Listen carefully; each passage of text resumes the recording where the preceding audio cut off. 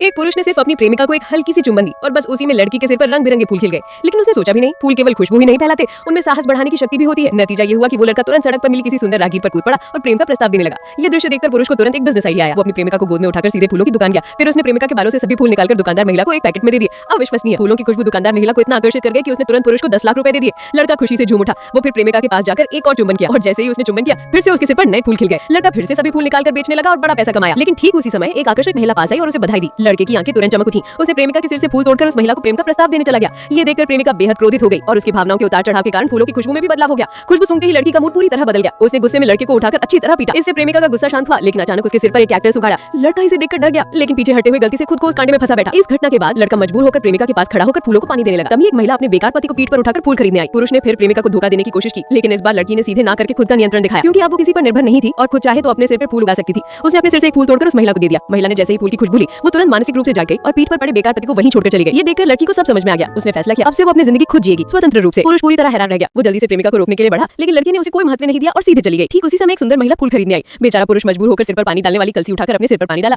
और आश्चर्यजनक उसके सिर पर एक फूल उगाया। वो देर न करते हुए फूल तोड़कर सुंदर महिला को बेचने गया, लेकिन लड़की इतनी गुस्से में थी कि बिना कुछ कहे चली गई। पुरुष जब उदास बैठा था, तभी उसने देखा कि एक ज़ेब्रा उसके सिर का घास खा रहा है।